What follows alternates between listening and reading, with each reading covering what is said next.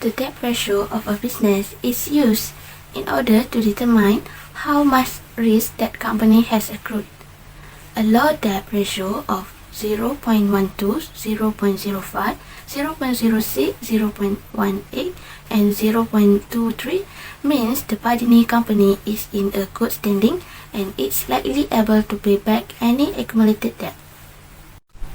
The debt to equity ratio is used to gauge the company's capability to pay back its obligation. Its essential illustrated the overall health of a company.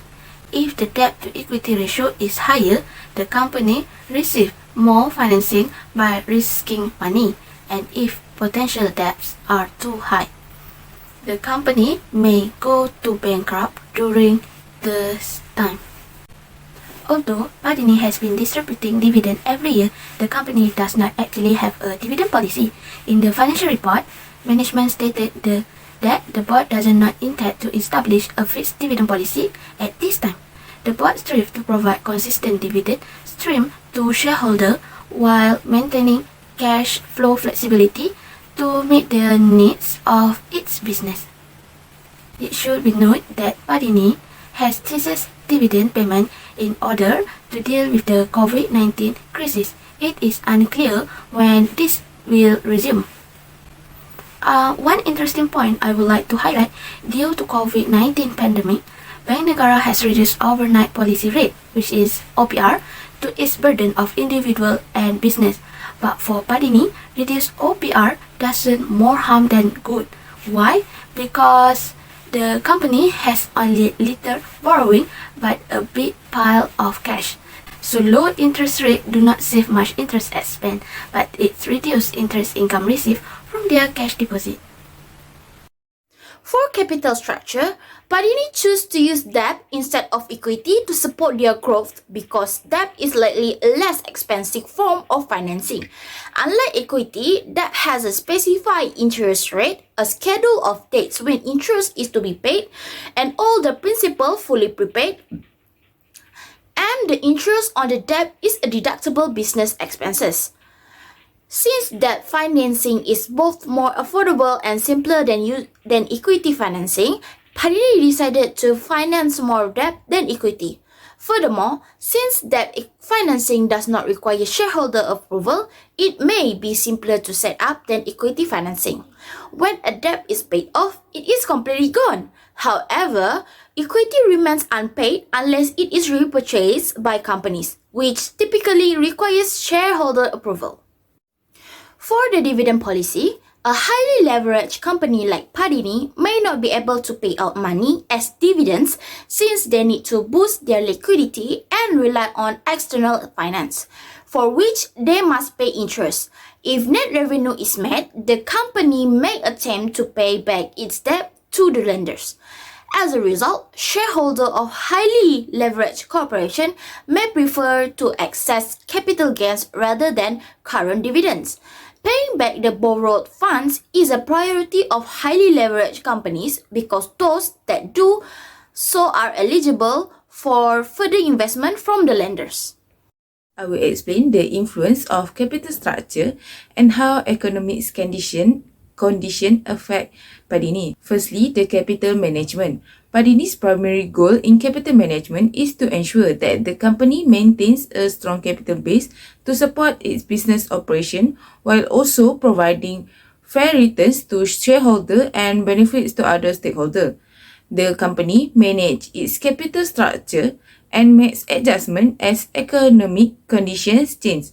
The company may, from time to time, adjust the dividend payout to shareholders or issue new shares in order to maintain or adjust the capital structure.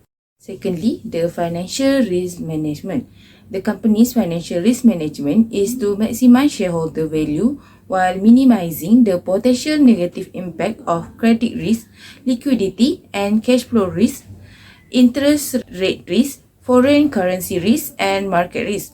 Financial risk management is accomplished through risk management program, internal control system, insurance program, and adherence to the group's financial risk management policy. Next, I will explain the effect on the economy. According to the graph, the effect of COVID-19 causes Padini debt to skyrocket from 2019 to 2020 before gradually decrease from 2020 to 2022. The reduction of a company's debt will entice investors to invest their money because it demonstrates the company's stability. A company's dividend policy is influenced by a variety of factors, including legal constraints, earning size, shareholder preference, liquidity position, management attitude, capital market condition, earning stabilities, and more. A consistent dividend policy is preferred because it is based on the earnings and the type of the company. Shareholder preference, liquidity, and management also must all be taken into account. When determining a company's dividend policy, the state of the capital market, borrowing ability, earning stability, the trade cycle, and past dividend rates should all be considered. By taking this factor into account, businesses can ensure a stable and profitable dividend policy that benefit both the company and its shareholder. Padini Holding considers profitability and earnings as key factor in determining dividend payouts. Higher earning provides a solid foundation for paying out dividend to shareholders. The company also considers industry and peer comparison to maintain its competitiveness. Comparative companies' dividend policies are also assessed to align distribution. Padini Holdings also evaluates its cash flow generation to ensure sufficient funds for consistent dividend payments. Last but not least, I will talk about finding 4, which is how does Padini Holding Berhad balance its needs for growth and investment with its obligation to pay dividend to shareholders. Padini Holding Berhad, a company based in Malaysia. The approach to balancing growth and dividend may vary based on specific circumstances, industry dynamic, and shareholder expectation. Padini aims to achieve sustainable growth by expanding its market presence, increasing revenue, and enhancing profitability while also providing attractive return to shareholders in the form of dividend. So, they focus on improving operational efficiency to optimize costs and generate additional resources. Padini assessing its financial position and profitability to ensure it generates sufficient profit to support both growth and dividend payments. It aims to strike a balance between retaining earnings for investment and distributing dividend to shareholders. Then, they remain flexible in their approach, adapting to changing market conditions and economic circumstances that will maintain a prudent stance by considering both short-term and long-term financial goals, managing risks, and ensure sustainable business growth. Also, they establish a dividend policy that guides the company in determining the amount and frequency of dividend payment. The policy takes into account the company's financial performance, cash flow, and growth prospect, ensuring a prudent and sustainable dividend distribution. Furthermore, before Padini purchase any dividend stock, they must understand how to analyze them.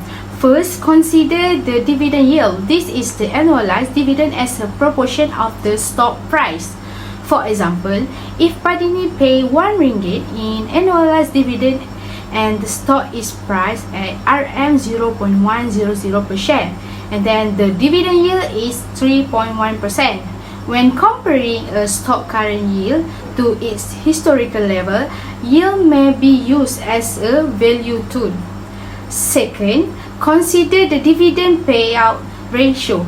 The dividend is expressed as a proportion of a company's earnings.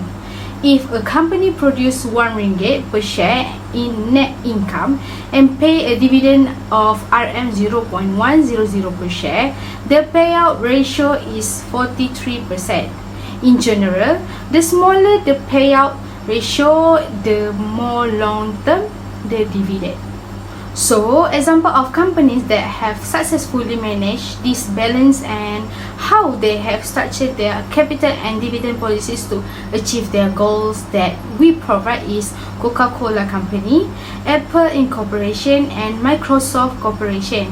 So, that's all from me. Thank you.